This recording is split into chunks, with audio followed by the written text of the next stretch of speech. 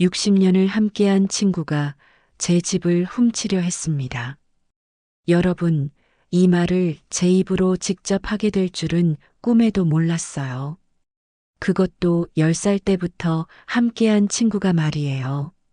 저는 올해 70살 이순희입니다. 평범한 할머니죠. 남편을 먼저 보내고 10년째 혼자 이 작은 단독주택에서 살고 있어요. 자식들은 멀리 미국에 있어서 1년에 한두 번 정도 연락을 주고받는 정도입니다. 그런 제게 가족 같은 존재가 있었어요. 바로 최경자라는 친구였죠. 저희는 10살 때 초등학교에서 처음 만났습니다. 그때부터 지금까지 60년. 참 긴 세월이죠. 경자와 저는 정말 친자매처럼 지냈어요. 초등학교 3학년 때부터는 늘 같은 반이었고 중학교도 같은 학교를 다녔습니다. 세월이 지나 각자 결혼해서 떨어져 살게 된 후에도 일주일에 두세 번은 꼭 만났어요. 서로 집을 오가며 밥도 해 먹고 TV도 보고 시장도 함께 다녔죠.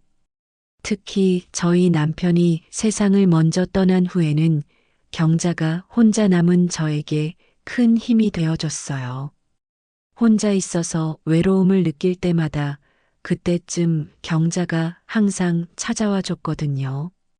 그래서 제 집 열쇠도 경자에게 하나 줬어요. 언제든 자유롭게 드나들 수 있게요. 순이야, 우리 이제 가족이나 다름없지? 그러. 60년을 함께 했는데 가족보다 더하지.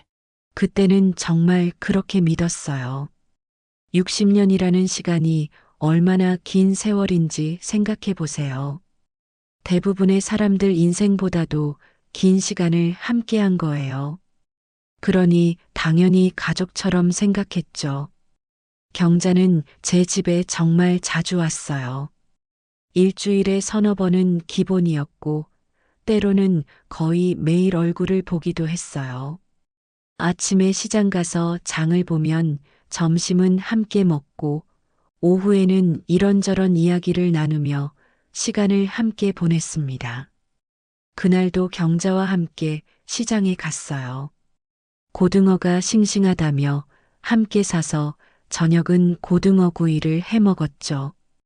이렇게 평범하고 다정한 일상이 계속됐습니다.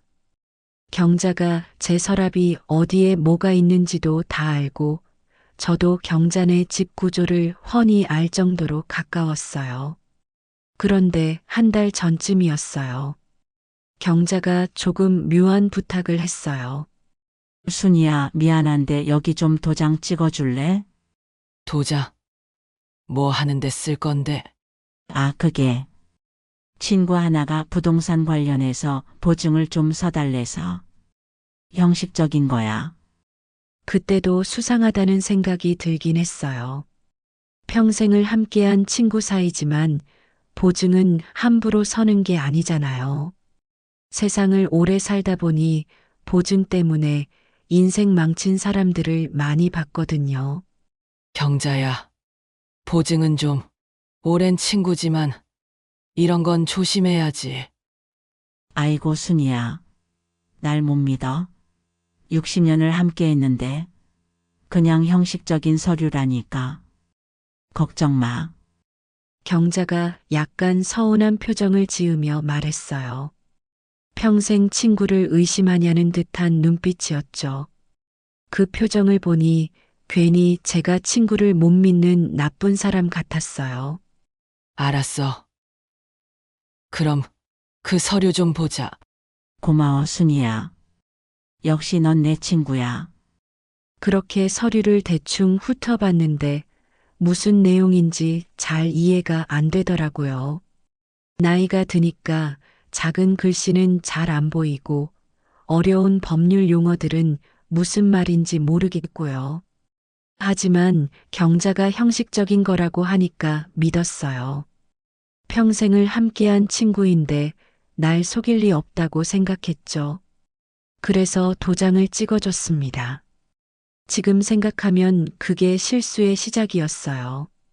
그 후로도 며칠간은 평소처럼 지냈어요. 경자와 시장도 가고 함께 식사도 하고요. 하지만 뭔가 미묘하게 달라진 게 있었어요. 경자의 눈빛이랄까요? 저를 볼 때 예전처럼 따뜻하지만은 않은 느낌이었어요. 뭔가 제 집 구석구석을 살피는 듯한 그런 시선이랄까요? 처음에는 제 착각이라고 생각했어요. 70년을 살다 보니 괜한 걱정이 많아지는 게 당연하다고 생각했죠. 어느 날이었어요. 제가 화장실에 갔다가 거실로 돌아왔는데 경자가 제 서랍을 열어보고 있더라고요. 저는 깜짝 놀라서 물었죠. 경자야, 뭐하니? 경자가 화들짝 놀라며 돌아봤어요. 얼굴이 약간 굳어 있더라고요. 아, 순이야. 깜짝이야. 그게 휴지 좀 찾으려고. 휴지는 화장실에 있잖아. 왜 서랍에서 찾고 있어? 아, 맞다. 내가 깜빡했네. 경자가 어색하게 웃으며 서랍을 닫았어요. 그 순간 제 가슴 속에 뭔가 불편한 감정이 스쳐 지나갔어요. 하지만 단짝 친구니까 설마 하는 마음으로 넘어갔습니다. 휴지 찾는다면서 왜 서랍을 뒤지지? 거기엔 통장이랑 중요한 서류들이 있는데 속으로 이런 생각이 들었지만 입 밖으로 내지는 않았어요. 친구를 의심하는 게 미안했거든요. 60년을 함께한 사이인데 이런 작은 일로 오해가 생기면 안 되잖아요. 그날 밤 혼자 잠자리에 누워서 생각해 봤어요. 경자가 정말 휴지를 찾았을까? 아니면 다른 걸 찾고 있었던 걸까? 하지만 곧 고개를 저었어요. 아니야, 평생 친구인데. 내가 너무 예민한 거야. 그렇게 스스로를 다독이며 잠들었습니다. 하지만 그날 이후로 뭔가 찝찝한 기분이 계속 남아 있었어요. 마음 한구석이 불편했죠. 며칠 후 또 의아한 일이 있었어요. 경자가 제 집에 왔다가 화장실에 간다고 하더니 꽤 오래 있었어요. 10분도 넘게요. 조금 이상하다 싶어서 화장실 쪽으로 가봤는데 경자가 현관 쪽에 서 있더라고요. 경자야, 화장실 다녀오니? 경자가 당황해서 다녀왔다고 답했어요. 그리고 손에 뭔가를 쥐고 있다가 재빨리 주머니에 넣더라고요. 하지만 저는 분명히 봤어요. 제 집 열쇠였어요. 왜 열쇠를 만지작거리지? 이미 하나 줬는데. 찝찝한 기분이 더 강하게 들었어요. 하지만 또 넘어갔습니다. 친구니까요. 오랜 세월을 함께한 친구를 의심하고 싶지 않았어요. 그날 밤에도 잠이 잘 오지 않았어요. 자꾸만 경자의 수상한 행동들이 머릿속을 맴돌았죠. 서랍을 뒤진 것, 열쇠를 만지작거린 것, 모두 우연일까요?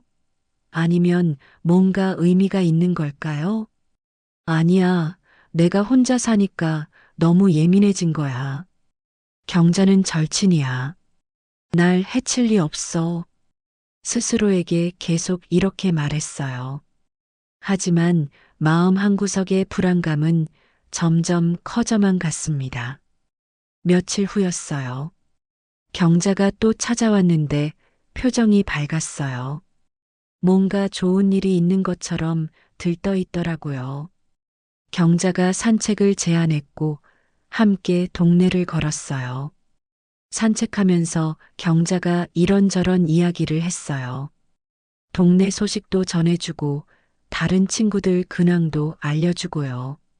그런데 문득 경자가 묘한 질문을 했어요. 순이야, 혹시 요즘 깜빡깜빡하는 거 없어? 제가 되물으니 경자가 나이가 들면 다들 건망증이 생기는 거 아니냐고 하더라고요. 아직 괜찮다고 답하며 왜 그러냐고 물었죠. 아니, 그냥 궁금해서. 우리도 이제 이른인데 건강 챙겨야지. 그 말을 들으면서 또 묘한 기분이 들었어요. 왜 갑자기 내 건강 상태를 물어보는 걸까? 평소에도 걱정해 주긴 했지만 오늘따라 유난히 그런 질문이 많았거든요. 집으로 돌아와서도 그 생각이 머릿속을 떠나지 않았어요. 경자의 의문스러운 행동들, 서류에 도장 찍어달라던 일, 서랍을 뒤진 것, 열쇠를 만진 것, 그리고 오늘의 질문까지. 설마, 아니겠지. 제 머릿속에서 불길한 생각이 스쳐 지나갔지만 애써 지워버렸어요. 평생을 함께한 친구를 의심한다는 게 너무 끔찍했거든요. 하지만 가슴 한구석이 불편한 건 어쩔 수 없었습니다. 그날 밤 잠들기 전에 문득 이런 생각이 들었어요. 혹시 내가 너무 순진한 걸까? 70년을 살면서 사람들의 온갖 모습을 봤는데, 혹시 경자도 그런 사람일까? 하지만 곧 고개를 저었어요. 아니야, 경자는 달라. 우린 평생을 함께한 친구야. 그 세월을 어떻게 의심해?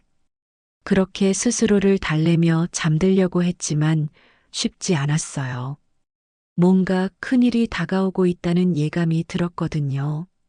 70년을 살면서 생긴 직감 같은 게 있잖아요. 그 직감이 제게 경고하고 있었어요. 하지만 그때는 몰랐죠. 그 직감이 얼마나 정확한지, 그리고 앞으로 어떤 일들이 벌어질지 말이에요. 그 불길한 예감은 며칠 만에 현실이 되었어요. 어느 날 아침 경자한테서 전화가 왔어요. 집에 잠깐 들르겠다고 하더라고요. 평소처럼 반갑게 맞아줄 준비를 했죠. 차도 끓여놓고 과일도 깎아놓고요. 그런데 경자가 도착하자마자 표정이 심각하더라고요. 순이야, 지난번에 도장 찍어준 서류 있잖아. 거기 한 가지 더 필요한 게 생겼어. 또 무슨 서류인데? 그게 은행에서 확인이 필요하대. 네 통장 사본이랑 도장을 좀 더 찍어야 한대. 그 말을 듣는 순간 등골이 오싹했어요. 통장 사본이요? 왜 제 통장이 필요한 거죠? 보증을 선다고 했는데 왜 제 통장까지 필요한지 이해가 안 갔어요. 경자야. 보증인데 왜 내 통장이 필요해? 좀 수상한데. 아이고, 요즘 은행이 까다로워서 그래. 그냥 형식상 필요한 거래. 걱정 마, 아무 문제 없어. 경자가 웃으며 말했지만 그 웃음이 예전 같지 않았어요. 뭔가 억지로 짓는 것 같은 느낌이었죠. 70년을 살면서 사람의 표정을 읽는 법은 어느 정도 익혔거든요. 경자가 뭔가 숨기고 있다는 게 느껴졌어요. 미안한데, 경자야. 이번 건 좀 생각해 볼게. 갑자기 통장까지 달라니. 조금 부담스러워. 그 말을 하는 순간 경자의 얼굴이 굳었어요. 눈빛이 차갑게 변하는 걸 봤습니다. 찰나의 순간이었지만 제 눈을 속일 수는 없었어요. 그래? 뭐 네가 그렇게 생각한다면 어쩔 수 없지. 나는 친구니까 부탁한 건데. 경자가 서운하다는 듯이 말했어요. 하지만 그 말투에서 서운함보다는 짜증이 느껴졌습니다. 이상했어요.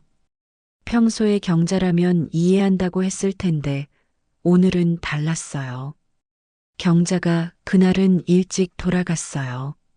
차도 다 마시지 않고 급하게 나가더라고요. 현관문이 닫히는 소리를 들으면서 저는 한참을 멍하니 서 있었어요. 뭔가 잘못됐어. 분명히 잘못됐어. 이제는 확신이 들었어요. 경자가 이상하다는 게요. 60년을 함께 지낸 친구인데 제가 모를 리가 없잖아요. 경자의 말투, 표정, 행동. 모든 게 평소와 달랐어요. 그날 저녁 저는 중요한 결심을 했어요. 경자를 믿고 싶지만 확인은 해봐야겠다고요. 혹시 모를 일에 대비해야 한다고 생각했죠. 다음 날 아침 일찍 은행에 갔어요. 제 통장을 확인하고 싶었거든요. 혹시 제가 모르는 사이에 무슨 일이 생긴 건 아닌지 말이에요. 은행 직원이 통장 거래 내역을 출력해 줬어요. 다행히 이상한 건 없었습니다. 하지만 직원이 저에게 의심스러운 말을 했어요. 어머님, 혹시 일주일 전에 대출 상담 받으러 오셨었나요? 대출? 아니요. 저 대출 상담 같은 거 안 했는데요. 어머님 명의로 대출 상담 신청이 들어왔었거든요. 본인이 아니셨어요? 그 말을 듣는 순간 머릿속이 하얘졌어요. 제 명의로 대출 상담이요? 제가 신청한 적도 없는데요. 제가 신청한 게 아닌데 누가 신청한 건가요? 전화로 신청이 들어왔는데 본인 확인이 안 돼서 반려됐어요. 혹시 가족분이 실수로 신청하신 건 아닌가요? 가족이라.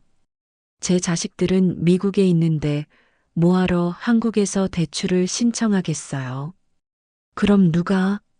갑자기 한 사람이 떠올랐어요. 바로 경자였죠. 설마, 경자가? 하지만 믿고 싶지 않았어요. 60년 친구가 제 명의로 몰래 대출을 신청했다니. 그럴 리가 없어요. 하지만 상황이 너무 의심스러웠어요. 혹시 그 전화번호 확인할 수 있나요? 죄송하지만 개인정보라서 알려드리기 어렵습니다. 다만 혹시 모르니 비밀번호나 도장 관리 잘하시고 이상한 연락 오면 바로 은행에 알려주세요. 은행을 나오니 온몸에 소름이 돋았어요. 누군가 제 명의로 대출을 받으려 했다는 게 너무 무섭더라고요. 혼자 사는 노인이 얼마나 위험한지 그때 실감했습니다. 집으로 돌아와서 제 서랍을 다시 확인해 봤어요. 도장, 통장, 신분증 다 제자리에 있었어요. 하지만 뭔가 미묘하게 달랐어요. 제가 항상 정리해둔 위치랑 조금씩 달랐거든요. 누군가 뒤진 흔적이야. 이제는 의심이 아니라 확신이었어요. 누군가 제가 없을 때 집에 들어와서 제 물건들을 뒤진 거예요. 그리고 그럴 수 있는 사람은 한 명밖에 없었죠. 제 집 열쇠를 가진 사람. 경자. 그날 밤 저는 잠을 거의 못 잤어요. 60년을 함께한 친구가 절 배신했을지도 모른다는 생각에 가슴이 너무 아팠거든요. 함께 웃고 울고 인생을 나눴던 그 세월이 무의미해지는 것 같았어요. 경자야, 제발 내가 오해한 거였으면 좋겠어. 내가 그런 사람이 아니라고 말해줘. 속으로 수없이 되뇌었지만 상황은 점점 더 나쁜 쪽으로 흘러갔어요. 다음 날 오후 제가 시장에 갔다 오는 길에 우연히 경자를 봤어요. 그런데 경자가 부동산 중개소에서 나오고 있더라고요. 저를 보자마자 깜짝 놀라는 표정을 지었어요. 경자가 당황하며 제게 여기서 뭐 하냐고 물었어요. 시장 갔다 오는 길이라고 답하며 경자는 뭐 하냐고 되물었죠. 나? 그냥 친구 집 좀 알아보러 왔어. 요즘 이사 생각이 있대서. 거짓말이었어요. 경자의 눈빛이 흔들리고 있었거든요. 70년을 살면서 사람의 거짓말을 구별하는 법은 배웠어요. 경자가 뭔가 숨기고 있다는 게 확실했습니다. 그래. 친구 누군데? 네가 모르는 친구야.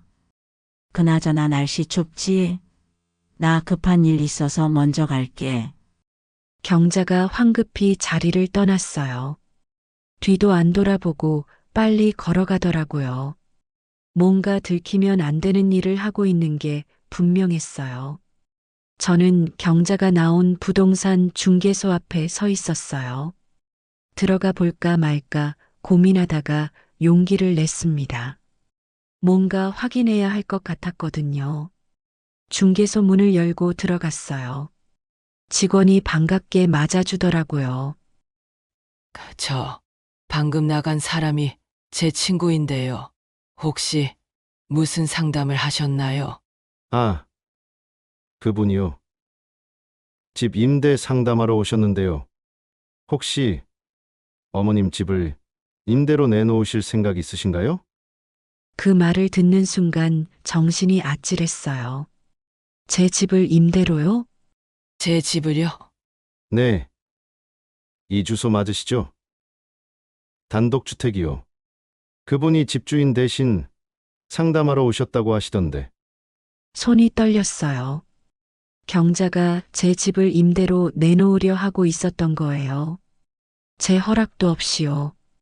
부동산 중개소에서 나오면서 다리에 힘이 풀렸어요. 제 집을 임대로 내놓으려 한다니. 이게 정말 현실인가 싶었죠.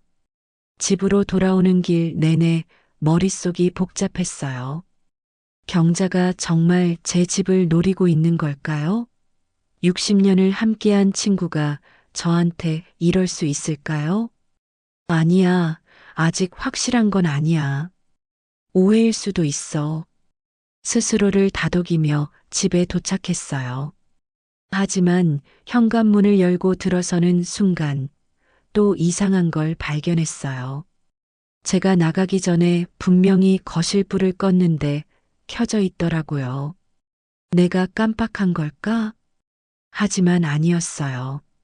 저는 외출할 때 항상 불을 끄는 습관이 있거든요. 70년을 살면서 몸에 밴 습관이에요. 실수할 리가 없죠. 슬리퍼도 제가 놓아둔 위치와 달랐어요. 누군가 신고 들어왔다가 대충 벗어놓은 것 같았습니다. 심장이 쿵쾅거렸어요. 제가 외출한 사이에 누군가 집에 들어왔다는 뜻이었거든요. 이제는 확신이 섰어요. 경자가 제가 없을 때 몰래 집에 들어와서 뭔가 하고 있다는 걸 말이에요. 하지만 뭘 하는 걸까요? 제 물건을 훔쳐가는 것도 아닌 것 같은데. 그날 밤 저는 중요한 결심을 했어요. 경자를 직접 추궁하는 대신 관찰하기로요. 제가 의심하고 있다는 걸 들키면 경자가 더 조심할 테니까요. 그러면 진실을 알아내기 어려워질 거예요. 70년을 살면서 배운 게 있다면 조급하게 움직이면 안 된다는 거예요. 차근차근 증거를 모아서 확실하게 확인해야 해요. 그래야 나중에 후회하지 않죠. 다음 날부터 저는 경자를 몰래 관찰하기 시작했어요. 경자가 전화하면 일부러 통화를 길게 이어가면서 어떤 말을 하는지 귀 기울였죠. 경자가 집에 오면 화장실에 간다고 하고 거실에서 경자의 행동을 지켜봤어요. 며칠을 관찰한 결과 경자가 제 집에 올 때마다 서랍 쪽을 힐끔힐끔 쳐다본다는 걸 알게 됐어요. 그리고 제가 자리를 비우면 재빨리 움직이더라고요. 뭔가 찾는 것처럼요. 어느 날 오후였어요. 경자가 집에 왔다가 화장실에 간다고 했어요. 저는 일부러 부엌에서 설거지를 하는 척하면서 경자의 움직임을 살폈죠. 경자가 화장실에서 나오더니 거실 쪽으로 가는 게 아니라 현관 쪽으로 가더라고요. 제 신발장 서랍을 슬쩍 열어보는 거예요. 거기에는 집 관련 서류들이 보관되어 있거든요. 손이 부들부들 떨렸지만 참았어요. 아직은 제가 눈치를 챘다는 걸 들킬 때가 아니에요. 더 확실한 증거가 필요했죠. 제가 목소리를 내자 경자가 화들짝 놀라며 서랍을 닫았어요. 휴지를 찾는다고 둘러대더니 어색하게 웃으며 말을 돌렸어요. 하지만 저는 다 봤어요. 경자가 제 서류를 뒤지고 있었다는 걸 말이에요. 그날 경자가 돌아간 후 저는 신발장 서랍을 확인해 봤어요. 집 등기부등본, 토지대장, 건축물 대장 모두 제가 정리해둔 위치와 달랐어요. 경자가 이 서류들을 봤다는 증거였죠. 가슴이 답답했어요. 60년 친구가 제 등 뒤에서 이런 짓을 하고 있다니. 믿고 싶지 않았지만 증거가 점점 쌓여갔어요. 다음 날 저는 또 다른 이상한 장면을 목격했어요. 경자가 열쇠 가게 앞을 서성이고 있더라고요. 저는 멀찌감치 떨어진 곳에서 지켜봤죠. 경자가 주머니에서 뭔가 꺼내서 열쇠 가게 주인에게 보여줬어요. 제 집 열쇠였어요. 이미 하나 줬는데 왜 또 복사를 하는 걸까요? 잠시 후 경자가 열쇠 가게에서 나왔어요. 새로 만든 열쇠를 주머니에 넣으면서 주변을 두리번거리더라고요. 누가 볼까봐 조심하는 모습이었어요. 온몸에 소름이 돋았어요. 경자가 제 집 열쇠를 또 복사했다는 건 뭔가 큰 계획이 있다는 뜻이었어요. 아마도 누군가에게 줄 용도일 거예요. 경자의 아들 민수에게 주려는 걸까요? 아니면 다른 사람에게 주려는 걸까요? 그날 저녁 저는 이웃에 사는 김 변호사님을 찾아갔어요. 이 상황을 법률 전문가에게 상담해야 할 것 같았거든요. 저는 그동안 있었던 일들을 차근차근 설명했어요. 경자가 도장을 찍어달라고 한 것, 제 명의로 대출 신청이 들어온 것, 부동산 중개소에서 제 집 임대 상담을 한 것, 집에 몰래 들어와서 서류를 뒤진 것, 열쇠를 또 복사한 것까지요. 김 변호사님의 표정이 점점 심각해졌어요. 이건 명백한 사기 예비 음모라고 하시더라고요. 지금 당장 경찰에 신고해야 한다고요. 하지만 저는 말씀드렸어요. 아직 확실한 증거가 없다고요. 제 추측일 수도 있다고요. 김 변호사님께서 설명해 주셨어요. 제가 말씀드린 것들이 모두 증거라고요. 특히 본인 동의 없이 명의로 대출 신청한 것, 집주인 행세하며 임대 상담한 것. 이건 범죄라고요. 그리고 한 가지 질문을 하셨습니다. 왜 그 친구분이 이런 일을 하는지 혹시 아냐고요. 경제적으로 어려운 상황인지 말이에요. 그 말을 듣고 보니 생각나는 게 있었어요. 몇 달 전에 경자가 사업한다는 아들이 망했다는 소문을 들은 적이 있어요.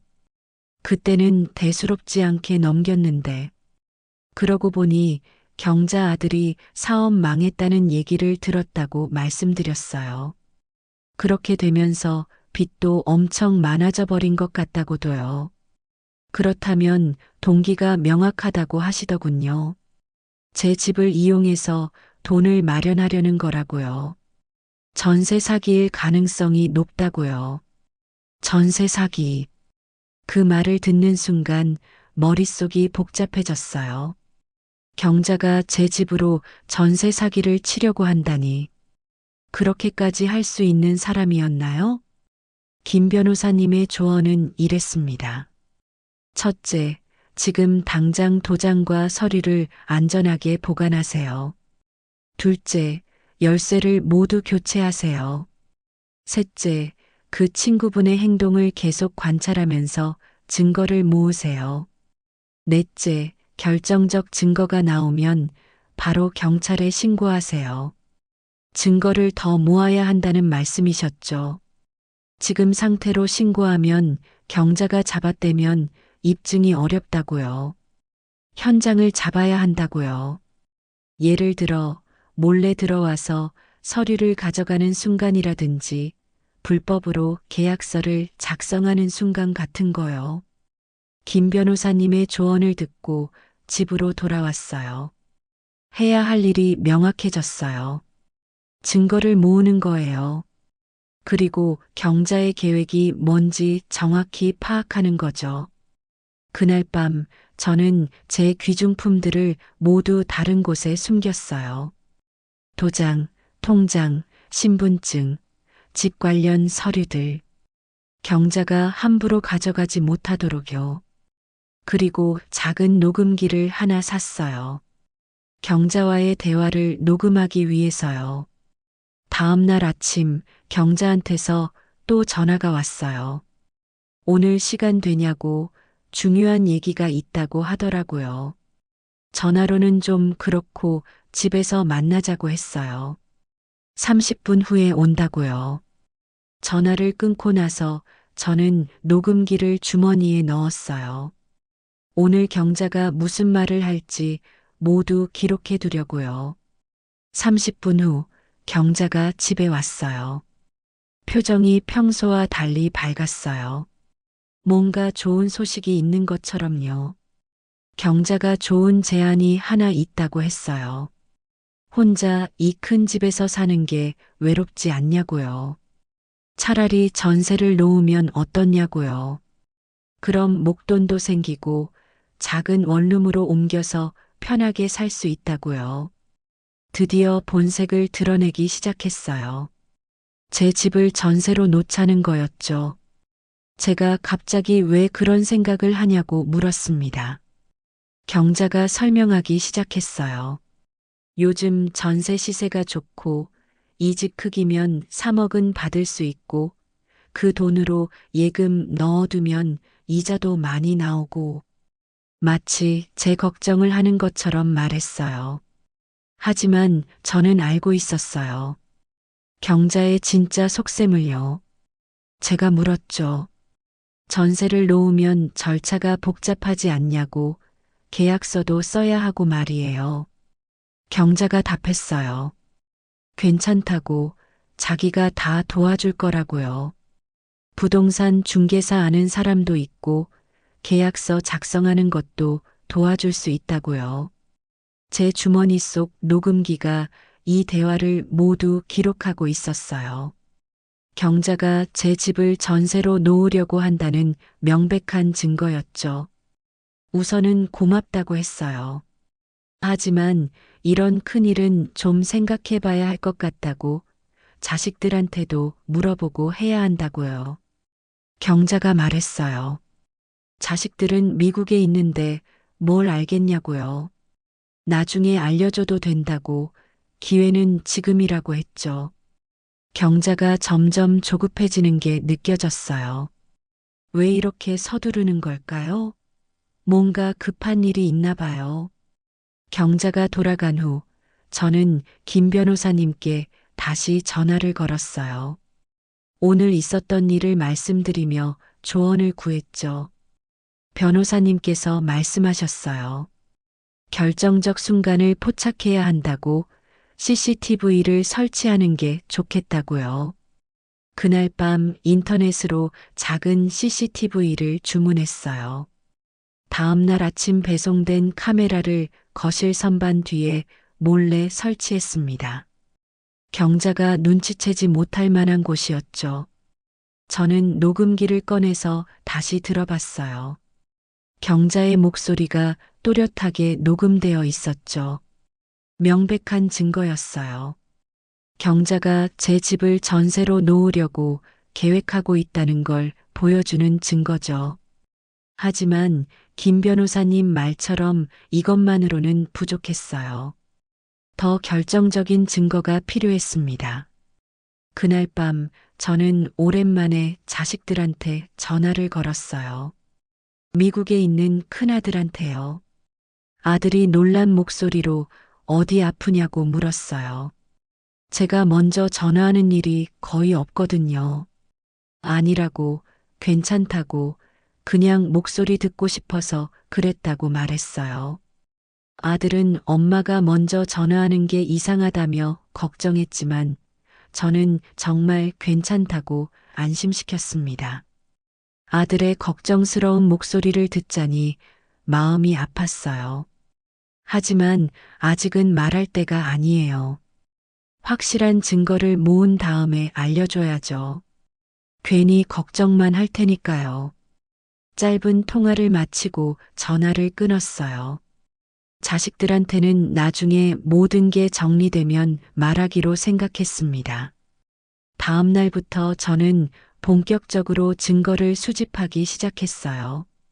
먼저 은행에 다시 갔어요. 제 명의로 시도된 대출 신청에 대해 자세히 알아보려고요. 은행 직원이 자세한 기록을 보여줬어요. 일주일 전에 제 명의로 3천만 원 신용대출 신청이 들어왔었다고요. 제가 신청한 적이 없는데 말이에요. 전화로 신청이 들어왔지만 본인 확인이 안 돼서 반려됐다고 했어요. 가슴이 철렁했어요. 제 명의로 대출을 신청했다니. 이건 명백한 범죄였어요. 혹시 그 전화가 어디서 걸려왔는지 알 수 있냐고 물었지만 그건 알려줄 수 없다고 하더라고요. 다만 경찰에 신고하면 조사가 가능할 거라고 했어요. 은행 직원이 한 가지 더 알려줬어요. 그 대출 신청서에 제 주민등록번호와 주소가 정확히 기재되어 있었다고요. 이건 제 개인정보를 알고 있는 사람만 할 수 있는 일이었어요. 은행을 나와서 부동산 중개소로 갔어요. 경자가 상담했던 그곳이요. 중개사에게 자세한 얘기를 들어보고 싶었거든요. 며칠 전에 제 친구가 집 임대 상담하러 왔었죠? 사실 그건 제 허락 없는 일이었다고 설명했어요. 중개사가 상담 기록을 보여줬습니다. 경자가 전세 3억에 내놓을 수 있는지 문의했다고요. 제 허락도 없이요. 그리고 임대인 연락처에 제 전화번호가 아닌 다른 번호가 적혀 있더라고요. 경자가 자기 번호를 임대인 연락처로 남겨놨다는 얘기였어요.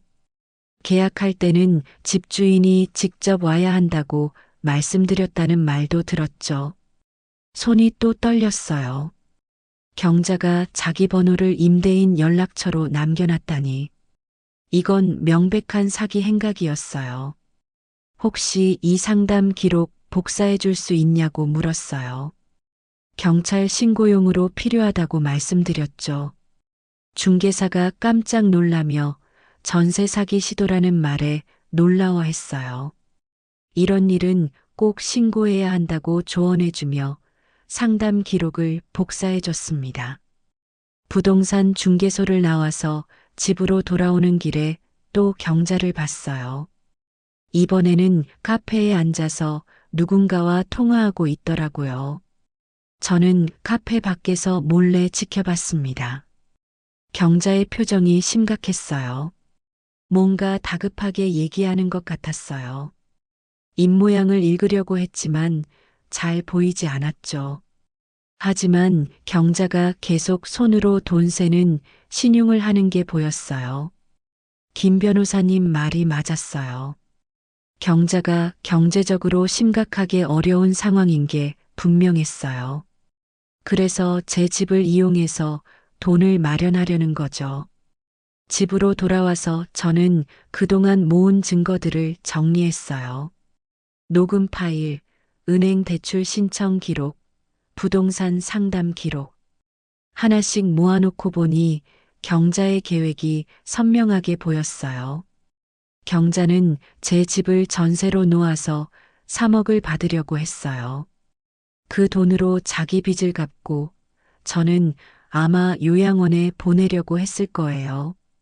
제가 치매가 있다고 거짓말하면서요. 생각만 해도 소름이 돋았어요. 60년 친구가 저한테 이런 짓을 계획하고 있었다니.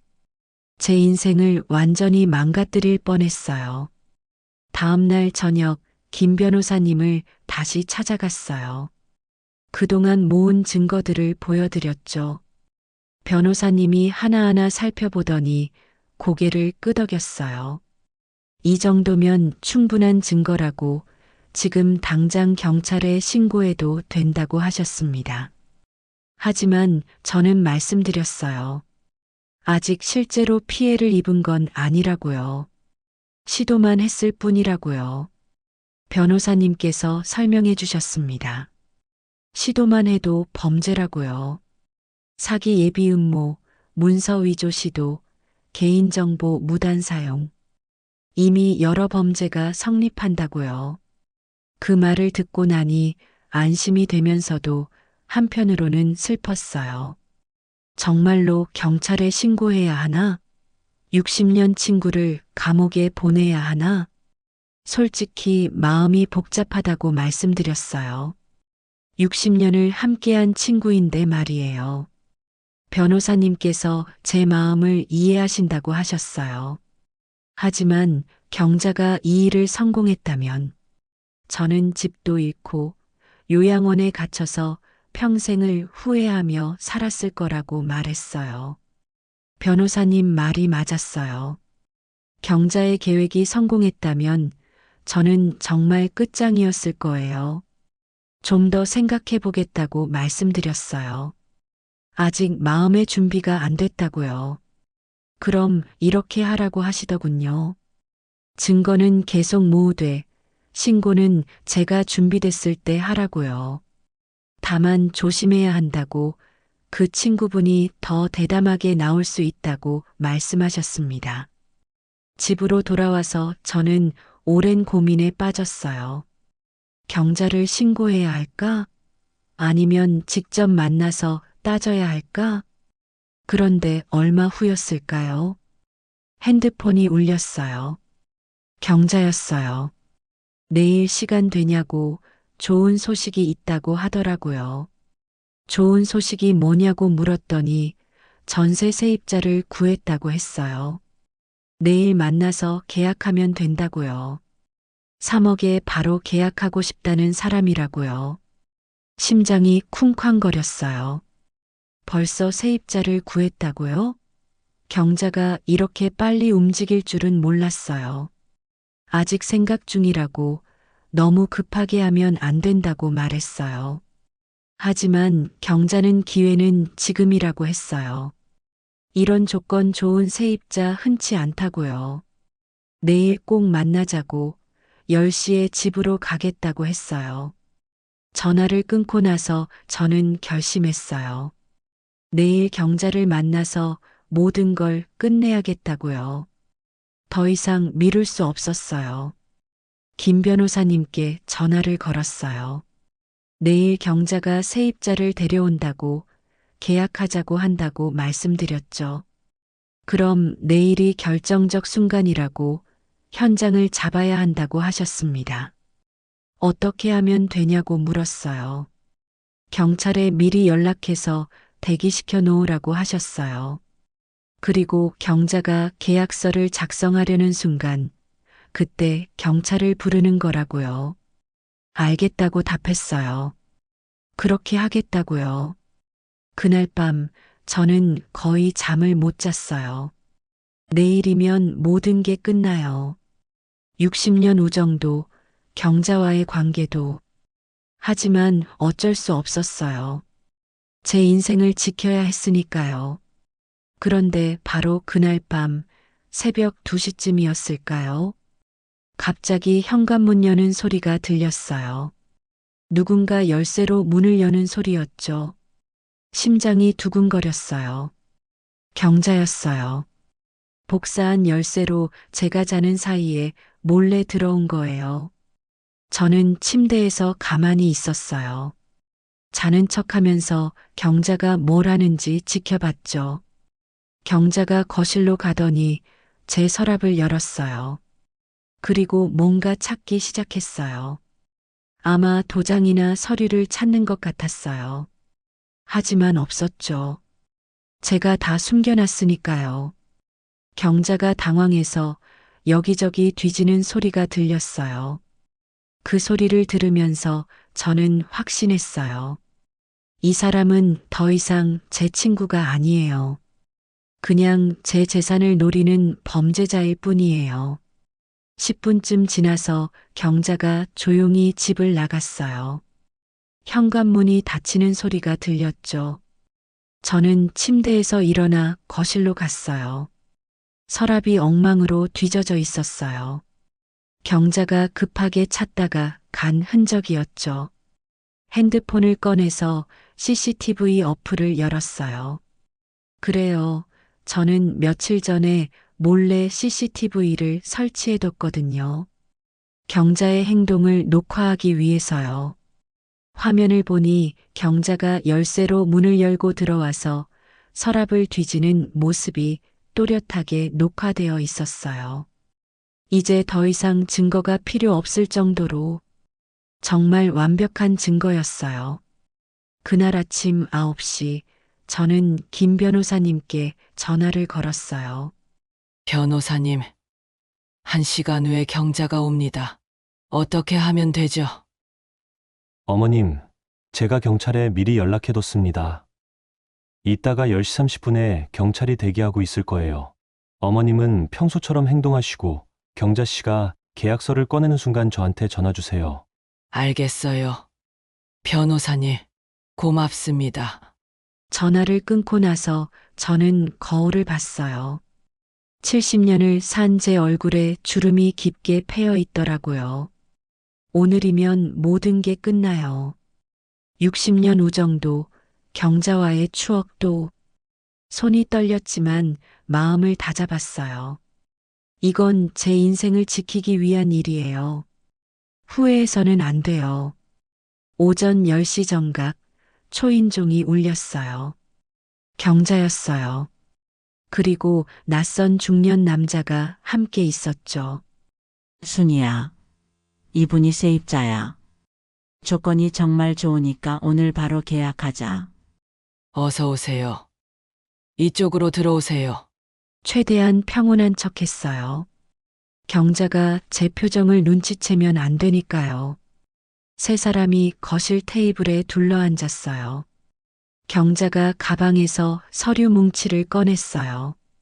자, 여기 계약서야. 전세 3억, 계약 기간 2년. 조건 괜찮지? 제가 계약서를 받아서 천천히 읽기 시작했어요.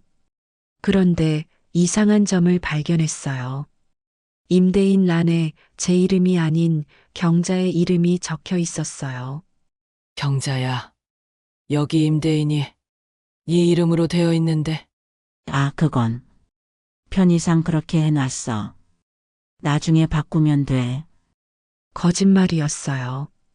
경자가 제 집을 마치 자기 집인 것처럼 계약하려는 거였죠. 세입자가 집만 좋으면 바로 계약하겠다며 언제부터 입주 가능하냐고 물었어요. 다음 주부터 바로 가능해요.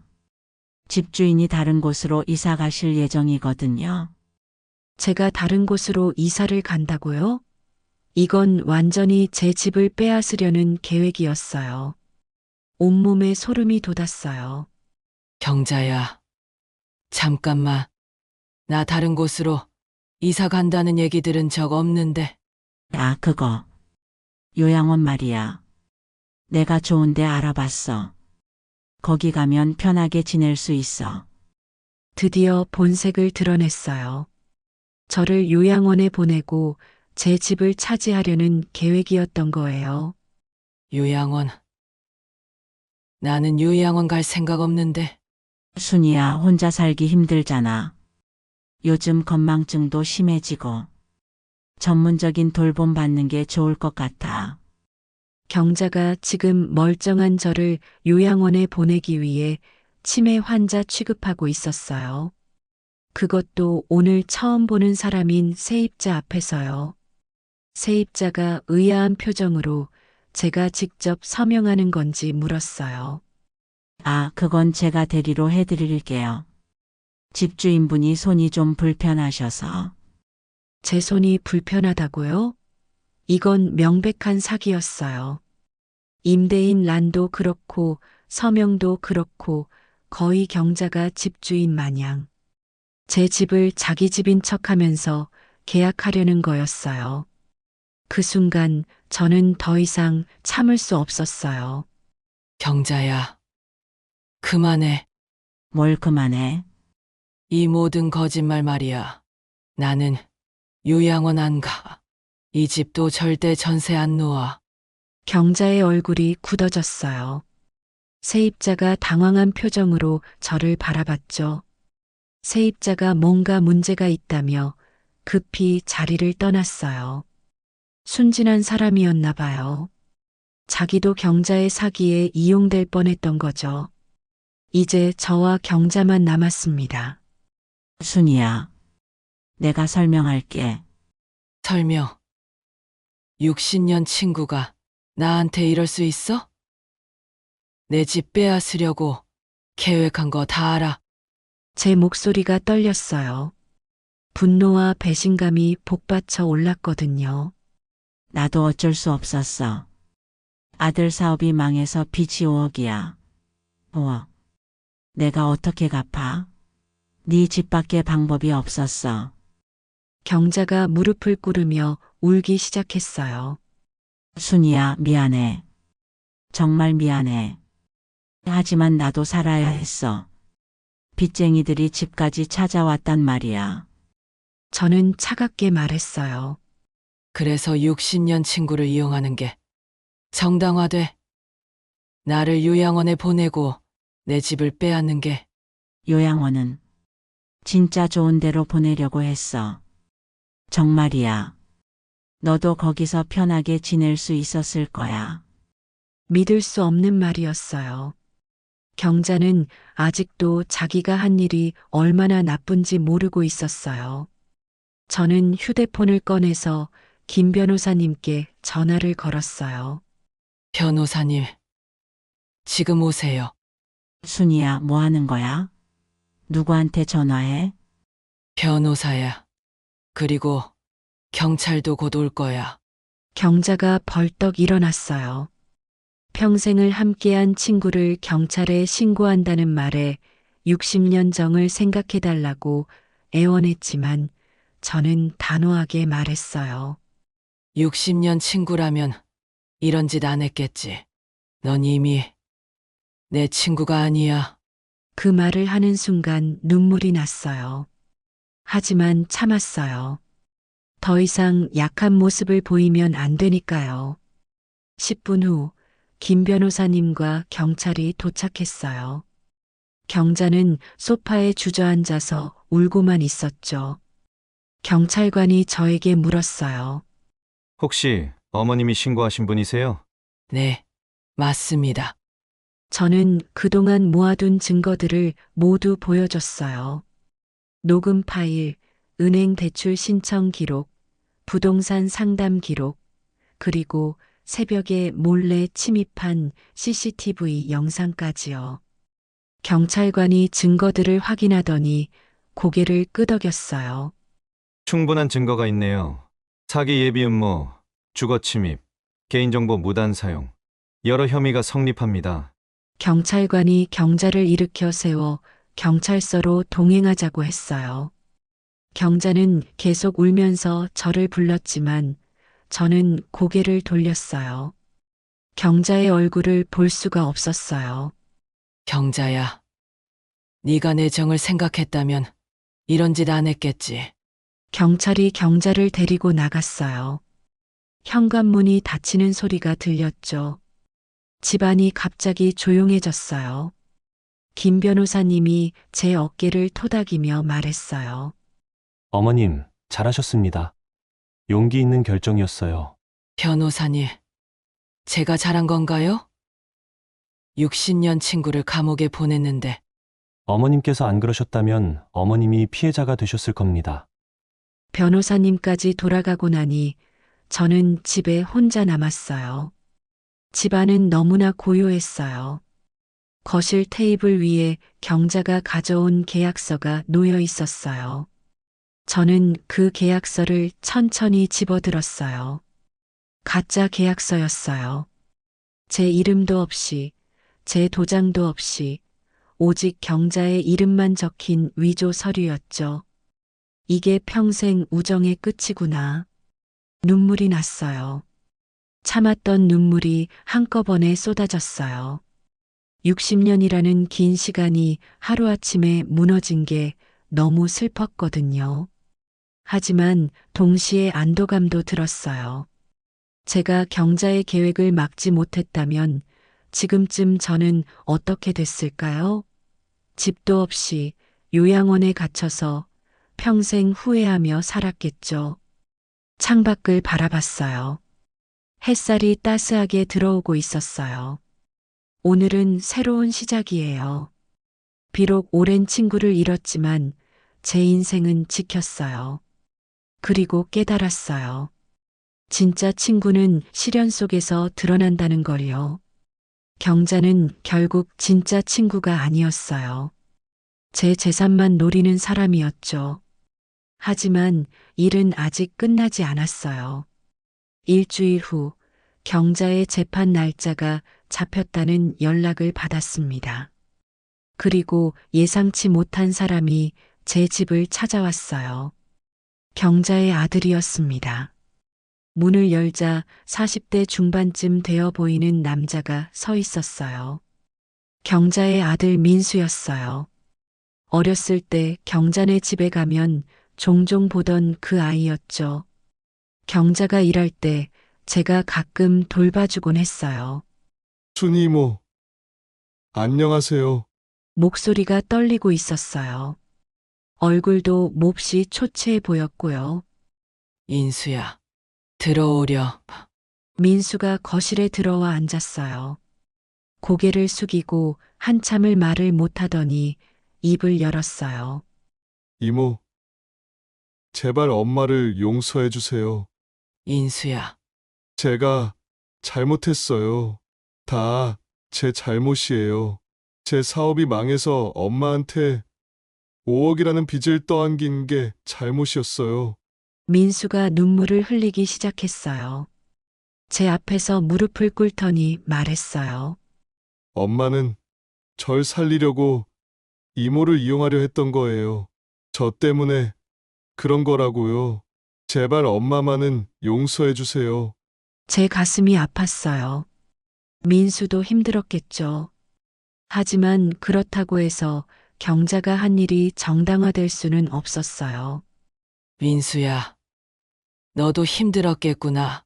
하지만 네 엄마가 한 일이 뭔지 알아? 알아요. 이모의 집을 빼앗으려 했죠. 정말 죄송해요. 그뿐만이 아니야. 나를 치매 환자로 몰아서 요양원에 보내려 했어. 내 명의로 대출도 받으려 하고 새벽에 몰래 집에 침입해서 내 서류를 훔치려 했고 제 목소리가 떨렸어요. 다시 생각해도 화가 났거든요. 이모, 정말 죄송합니다. 하지만 엄마가 감옥에 가면 우리 가족은 끝이에요. 아버지는 이미 돌아가셨고 엄마마저 없으면 저는 어떻게 살아요? 민수야, 네 엄마가 성공했다면 나는 어떻게 됐을 것 같니? 집도 없이 요양원에 갇혀서 죽을 때까지 후회하며 살았겠지. 그건 그렇지만 60년을 함께한 친구가 날 이렇게 배신했는데 내가 그냥 용서하면 되는 거니? 민수가 아무 말도 못했어요. 제 말이 틀리지 않다는 걸 알았겠죠. 잠시 침묵이 흘렀어요. 민수가 다시 입을 열었어요. 이모, 제가 5억을 갚을게요. 시간이 걸리겠지만 꼭 갚을게요. 그러니 제발 엄마를 용서해 주세요. 민수야, 이건 돈 문제가 아니야. 그럼 뭔데요? 신뢰야. 신뢰의 문제. 60년 동안 쌓아온 신뢰가 하루아침에 무너졌어. 그게 얼마나 아픈지 너는 모를 거야. 제 눈에서 눈물이 났어요. 참으려고 했는데 참을 수가 없었어요. 경자가 나한테 얼마나 소중한 사람이었는지 아니? 10살 때부터 함께했어. 결혼하고, 아이 낳고, 남편 잃고, 모든 순간을 함께했단 말이야. 죄송해요. 이모, 그런 사람이 나를 이용하려 했어. 내 집을 빼앗고, 나를 요양원에 가두려 했어. 이게 친구가 할 짓이니? 민수가 고개를 숙였어요. 변명할 말이 없었겠죠. 이모, 그럼 어떻게 하면 되나요? 제가 뭘 해야 엄마를 도울 수 있을까요? 민수야, 네가 할 일은 네 엄마를 용서해달라고 나한테 빌지 않는 거야. 네 엄마한테 가서 잘못을 인정하고 진심으로 반성하라고 해. 그게 네가 할 일이야. 하지만 그러면 엄마는 징역을 살게 되겠지. 하지만 그게 네 엄마가 해야 할 일이야. 잘못을 저질렀으면 대가를 치러야지. 민수의 얼굴이 창백해졌어요. 이모, 정말 그럴 거예요? 60년간의 정도 없는 거예요? 있지. 당연히 있어. 하지만 그 정 때문에 이 엄마가 한 짓을 그냥 넘어가면 안 돼. 그건 네 엄마한테도 나한테도 좋지 않아. 민수가 한참을 생각하더니 천천히 일어났어요. 알겠습니다. 엄마가 저 때문에 이런 짓까지 하게 만들다니. 민수야, 이건 네 잘못이 아니야. 네 엄마가 선택한 거야.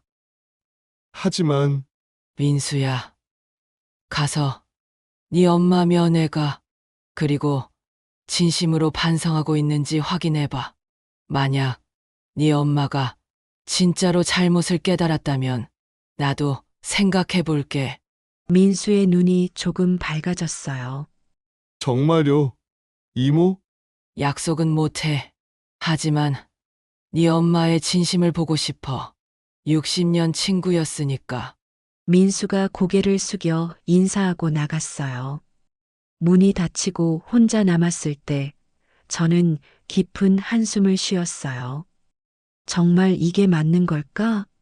경자를 용서해야 할까 말아야 할까? 며칠 후 김 변호사님이 찾아왔어요. 재판 준비를 위해서였죠. 어머님, 경자 씨 아들이 다녀갔다고 들었습니다. 네. 민수가 왔었어요. 어머님 마음이 흔들리시는 건 아니시죠? 솔직히 흔들려요. 60년 지기 친구인데. 어머님, 제 조언은 이렇습니다. 재판은 일단 진행하세요. 그리고 경자 씨가 법정에서 어떻게 나오는지 보세요. 진심으로 반성하는지 아니면 여전히 변명하는지. 그 후에 결정하라는 말씀이시죠? 네. 처벌과 용서는 별개입니다.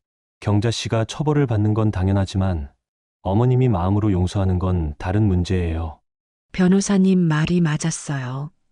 일단 재판은 진행하고 경자의 진심을 확인한 후에 결정해야 했어요. 재판이 열리기 며칠 전 경자한테서 편지가 왔어요. 편지를 열어보니 경자의 필체가 보였어요. 손떨림이 느껴지는 글씨였어요. 순이야, 나 경자야. 여기 들어와서 매일 너 생각만 해. 내가 얼마나 큰 잘못을 저질렀는지 이제야 알겠어. 60년 우정을 돈 때문에 망쳤어. 정말 미안해. 네가 날 용서 안 해줘도 괜찮아. 난 벌 받아야 마땅해. 다만 한 가지만 알아줘. 난 정말 어쩔 수 없었어. 민수가 죽을 것 같았어. 편지를 읽으면서 눈물이 났어요. 경자도 힘들었겠죠. 하지만 그렇다고 해서 경자가 한 일이 정당화되진 않습니다. 편지는 이렇게 끝났어요. 순이야, 미안해. 정말 미안해. 다음 생에는 진짜 친구가 될게. 재판 당일이 왔어요. 법원 청사 앞에 서니 다리가 떨렸어요. 70년을 살면서 법정에 서본 적은 처음이었거든요. 김 변호사님이 제 옆에서 말했어요. 어머님, 긴장하지 마세요. 진실만 말씀하시면 됩니다. 네. 알겠어요. 법정 안으로 들어갔어요. 그리고 경자를 봤어요. 60년 만에 처음으로 경자가 낯설게 느껴졌어요. 수의를 입고 앉아 있는 경자의 모습이 너무나 초라해 보였죠. 경자와 눈이 마주쳤어요. 경자가 고개를 숙였어요. 저도 시선을 돌렸습니다. 재판이 시작됐어요. 판사가 경자에게 물었어요. 피고인은 피해자와 어떤 관계입니까? 60년. 60년 지기 친구입니다. 경자의 목소리가 떨렸어요. 60년 친구를 상대로 이런 범죄를 저질렀습니까? 죄송합니다. 검사가 증거들을 제시하기 시작했어요. 녹음 파일, 은행 대출 신청 기록, 부동산 상담 기록, 그리고 제일 결정적인 CCTV 영상까지요. CCTV 영상이 법정 화면에 나왔어요. 새벽 2시 경자가 열쇠로 문을 열고 들어와서 제 서랍을 뒤지는 모습이 또렷하게 보였어요. 법정이 조용해졌어요. 경자가 고개를 떨구고 울기 시작했죠. 피고인, 이 영상에 나온 사람이 본인이 맞습니까? 네, 맞습니다. 피해자가 자고 있는 새벽에 몰래 침입해서 서류를 훔치려 했습니까? 네, 맞습니다. 검사가 저를 증인석으로 불렀어요. 저는 떨리는 다리로 증인석에 올라갔어요. 이순희 씨, 피고인과 60년 지기 친구 사이라고 들었습니다. 맞습니까? 네, 맞습니다. 10살 때 처음 만났어요. 그런 오랜 친구가 이런 일을 저질렀을 때 어떤 기분이셨습니까? 제 목소리가 떨렸어요. 눈물이 날 것 같았지만 참았어요. 배신감, 그리고 슬픔이었어요. 60년 동안 쌓아온 신뢰가 무너지는 느낌이었습니다. 피고인이 성공했다면 어떻게 되셨을까요? 집을 잃고 요양원에 갇혀서 평생 후회하며 살았을 거예요. 경자가 더 크게 울었어요. 하지만 저는 더 이상 마음이 흔들리지 않았어요. 이건 해야 할 일이었으니까요. 이번에는 경자의 변호사가 저에게 물었어요. 이순희 씨, 피고인의 아들이 5억 빚을 졌다는 사실 알고 계셨습니까? 재판 전에 알게 됐습니다. 피고인도 피해자라고 볼 수 있지 않을까요? 아들 빚 때문에 어쩔 수 없이 김 변호사님이 벌떡 일어났어요. 이해 있습니다. 경제적 어려움이 범죄를 정당화할 수 없습니다. 인정합니다.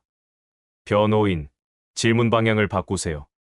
경자의 변호사가 다시 물었어요. 이순희 씨는 피고인을 용서할 생각이 없으십니까? 그 질문에 법정이 조용해졌어요. 모든 사람들이 저를 바라봤어요. 경자도 고개를 들어 저를 봤죠. 저는 천천히 대답했어요. 용서는 마음의 문제입니다. 하지만 처벌은 받아야 해요. 잘못을 저질렀으니까요. 경자의 얼굴에 절망이 스쳤어요. 마지막으로 경자가 최후 진술을 했어요. 경자가 떨리는 목소리로 말했어요. 판사님, 그리고 순이야. 정말 미안해. 60년 동안 함께한 친구를 배신한 게 내 인생 최대의 실수야. 경자가 울면서 말을 이었어요. 나도 알아. 변명의 여지가 없어. 아들 빚 때문이라고 해도 네 집을 빼앗으려 한 건 용서받을 수 없는 일이야. 그때 내가 너무 겁이 났어. 빚쟁이들이 매일 찾아오고 아들은 죽고 싶다고 하고. 정신이 없었어. 그래서 인생의 최대의 실수를 저지른 것 같아. 하지만 그게 이유가 될 순 없지. 나는 네 인생을 망가뜨릴 뻔했어. 너를 요양원에 보내고 네 집을 빼앗으려 했어. 이건 친구가 할 짓이 아니야. 경자가 저를 바라보며 말했어요. 순이야, 나 벌 받을게. 마땅히 받아야 할 벌이야. 다만 한 가지만 알아줘. 60년 우정은 진짜였어. 네가 내 친구라는 게 항상 너무 좋았고 너에게 진심이었어. 비록 내가 망가뜨렸지만 그 시간들은 진짜였어. 저는 아무 말도 할 수 없었어요. 눈물만 났어요. 판사가 판결을 선고했어요. 경자는 사기 예비 음모, 주거 침입, 개인정보 무단 사용 등 여러 혐의로 징역 2년을 선고받았습니다. 경자가 고개를 숙였어요. 받아들이는 표정이었어요. 재판이 끝나고 법정을 나가는데 경자가 제게 마지막 말을 했어요. 순이야, 미안해. 그리고 고마웠어. 60년 동안. 저는 고개만 끄덕였어요. 말이 나오지 않았거든요. 법원을 나오는데 민수가 기다리고 있었어요. 이모, 죄송합니다. 민수야, 네 잘못은 아니야. 네 엄마 면회 자주 가주렴. 인연은 금방 지나갈 거야. 민수가 고개를 숙여 인사하고 갔어요. 김 변호사님이 제 옆에 서서 말했어요. 어머님, 힘드셨죠? 네, 하지만 해야 할 일이었어요. 잘하셨습니다. 어머님의 용기가 많은 분들에게 교훈이 될 거예요. 집으로 돌아오는 길, 저는 창밖을 바라봤어요. 세상은 여전히 돌아가고 있었어요. 60년 우정이 끝났지만 삶은 계속되는 거죠. 2년이라는 시간은 생각보다 빨리 지나갔습니다. 그동안 저는 제 삶을 다시 정리했어요. 집 열쇠도 새로 바꾸고 중요한 서류들도 안전하게 보관했죠. 그리고 무엇보다 저 자신을 지키는 법을 배웠습니다. 70년을 살면서 이런 경험은 처음이었지만 덕분에 더 단단해질 수 있었어요. 처음 몇 달은 정말 힘들었습니다. 밤마다 경자 생각이 났거든요. 60년을 함께한 추억들이 자꾸만 떠올랐어요. 그럴 때마다 저는 스스로에게 말했죠. 이순이, 넌 잘못한 게 없어. 네 인생을 지킨 거야. 어느 순간 동네 사람들도 다 알게 됐어요. 60년 친구가 제 집을 빼앗으려 했다는 얘기가 소문으로 퍼졌죠. 처음에는 사람들을 만나는 게 부끄러웠어요. 하지만 다들 제 편이었습니다. 많은 어르신들이 저한테 고마워했어요. 제 이야기가 다른 분들에게 경각심을 주었다고 하더라고요. 노인을 대상으로 한 사기가 얼마나 많은지 가까운 사람일수록 조심해야 한다는 걸 알게 됐다고요.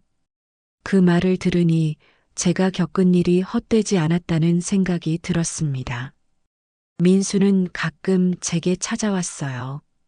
자신의 어머니인 경자의 면회를 다녀온 날이면 꼭 들렀죠. 착한 아이였어요. 어머니의 잘못을 자기 탓으로 돌리며 열심히 사는 모습이 기특했습니다. 작은 식당을 열어서 빚도 조금씩 갚아가고 있다고 하더라고요. 1년쯤 지났을 때 제 자식들이 미국에서 왔어요. 그때서야 모든 이야기를 해줬죠. 엄마, 왜 그때 말씀 안 하셨어요? 우리가 도와드릴 수 있었는데. 걱정 끼치기 싫었어. 그리고 엄마 혼자서도 해결할 수 있었거든. 자식들이 몇 주간 한국에 머물면서 저를 돌봐줬습니다. 함께 시장도 가고 맛있는 음식도 해먹고요. 오랜만에 가족의 따뜻함을 느꼈어요. 드디어 경자의 출소일이 다가왔습니다. 솔직히 마음이 복잡했어요. 2년 동안 많은 생각을 했거든요. 분노도 있었고 배신감도 있었지만 동시에 60년이라는 세월이 쉽게 지워지지는 않았습니다. 출소 당일 저는 왜인지 모르게 교도소 근처 공원으로 발걸음이 향했어요. 멀리서 경자가 나오는 게 보였습니다. 많이 늙었더라고요. 머리도 하얘졌고 걸음걸이도 느렸어요. 2년이라는 시간이 경자를 많이 변화시킨 것 같았습니다. 경자가 민수와 함께 걸어 나왔어요. 저는 벤치에 앉아서 지켜봤죠. 경자와 눈이 마주쳤습니다. 경자가 멈춰 섰어요. 저도 일어났습니다. 순이야. 정말 미안해. 목소리가 떨리고 있었어요. 건강하게 지냈니? 응. 어떻게든 버텼어. 너는? 나도 잘 지냈어. 또 침묵이 흘렀어요. 할 말이 너무 많았는데 정작 아무 말도 나오지 않았습니다. 경자가 먼저 입을 열었어요. 순이야, 나. 2년 동안 정말 많이 생각했어. 내가 얼마나 큰 잘못을 저질렀는지 말이야. 경자의 눈에서 눈물이 흘렀어요. 네가 날 용서 안 해줘도 괜찮아. 나도 날 용서 못하겠더라. 다만 한 가지만 알아줘. 60년은 진짜였어. 네가 내 친구였던 그 시간들은 다 진심이었어. 저도 눈물이 났습니다. 경자야, 나도 안다. 그 시간들이 거짓은 아니었다는 거. 저는 주머니에서 작은 봉투를 꺼냈어요. 그 안에는 우리가 어렸을 때 찍은 사진이 들어 있었죠. 이거, 네가 가져. 우리의 추억이야. 경자가 사진을 받아들며 울기 시작했어요. 그 사진 속에는 10살 때의 우리가 웃고 있었습니다. 순수했던 그때의 우리. 경자야, 나는 너를 완전히 용서하지는 못했어. 아직도 가끔 그때 생각하면 화가 나거든. 하지만 미워하지도 않아. 넌 내 인생의 큰 부분이었어. 그걸 부정할 순 없어. 저는 경자의 손을 잡았어요. 주름진 손이 서로 맞닿았죠. 우리가 다시 친구가 될 순 없을 거야. 하지만 서로를 미워하며 살 필요도 없잖아. 고마워, 순이야. 정말 고마워. 우리는 한참을 그렇게 서 있었습니다. 60년의 세월이 주마등처럼 스쳐 지나갔어요. 잘 살아. 경자야, 그게 네가 할 수 있는 최선의 사과야. 우리는 작별 인사를 하고 각자의 길로 갔습니다. 돌아보지 않았어요. 돌아보면 또 눈물이 날 것 같았거든요. 집으로 돌아오는 길, 저는 많은 생각을 했어요. 친구라는 이름으로 이용당할 뻔했지만 제 인생을 지켜냈습니다. 60년 우정이 끝났지만 그 세월이 모두 거짓은 아니었어요. 사람은 변하고 관계도 변해요. 하지만 그 안에서 진실이었던 순간들까지 부정할 순 없죠. 며칠 후 동네 경로당에서 제 이야기를 듣고 싶다는 요청이 왔어요. 같은 피해를 당하지 않으려면 어떻게 해야 하는지 알려달라고요. 저는 경로당에 가서 어르신들 앞에서 제 이야기를 했습니다. 의심스러운 일이 있으면 반드시 확인하라고 말씀드렸어요. 아무리 가까운 사람이라도요. 중요한 서류나 도장은 함부로 다른 사람에게 주지 말고 형식적인 거라고 해도 꼭 전문가에게 확인받으라고 했죠. 그리고 무엇보다 나이가 들었다고 해서 스스로를 무력하다고 생각하지 말라고 말씀드렸습니다. 우리도 우리 인생을 지킬 수 있으니까요. 어르신들이 박수를 쳐주셨어요. 많은 분들이 제게 와서 고맙다고 인사했습니다. 제 이야기가 많은 분들에게 도움이 된다니 뿌듯했어요. 그날 밤 혼자 집에 앉아서 차를 마시며 생각했습니다. 70년을 살면서 배운 게 있다면 사람을 완전히 믿을 수도 완전히 의심할 수도 없다는 거예요. 중요한 건 균형이죠. 신뢰하되 경계하고 사랑하되 자신을 지키는 것. 창밖을 바라보니 달이 떠 있었어요. 저 달은 경자도 보고 있겠죠. 같은 하늘 아래 살지만 이제는 다른 길을 가는 우리. 70년을 살면서 정말 많은 일이 있었어요. 행복한 일도 슬픈 일도 배신도 화해도. 그리고 이번 일을 통해 저는 깨달았습니다. 나이가 든다고 해서 약한 게 아니에요. 오히려 70년의 삶은 제게 지혜를 줬어요. 그 지혜로 제 인생을 지킬 수 있었죠. 여러분, 특히 저처럼 나이 드신 분들께 말씀드리고 싶어요. 우리는 존중받아야 할 존재예요. 우리의 재산도, 우리의 삶도 소중합니다. 아무리 가까운 사람이라도 함부로 우리를 이용하게 해서는 안 돼요. 의심스러운 일이 있으면 반드시 확인하세요. 부끄러워하지 마시고 경찰이나 변호사에게 상담하세요. 우리도 우리 자신을 지킬 권리가 있습니다. 그리고 혹시 저처럼 가까운 사람한테 배신당하신 분이 계신다면 너무 자책하지 마세요. 당신 잘못이 아니에요. 상대방이 선택한 거예요. 용서는 천천히 해도 돼요. 억지로 용서할 필요도 없어요. 중요한 건 자신을 지키고 앞으로 나아가는 거예요. 저는 이제 새로운 친구들을 만들 겁니다. 경로당에서 만난 어르신들과 함께 건강하게 살아갈 거예요. 60년 우정은 끝났지만 제 인생은 계속되니까요. 제 이야기를 끝까지 들어주셨다면 댓글로 잘 들었어요. 혹은 따뜻한 응원 한마디 적어주세요. 여러분의 댓글과 좋아요는 저에게 큰 힘이 됩니다. 그리고 여러분도 항상 건강하시고 행복하세요. 구독과 알림 설정을 해주시면 다음 이야기를 빠르게 만나보실 수 있습니다. 더 좋은 이야기로 또 찾아뵙겠습니다. 감사합니다.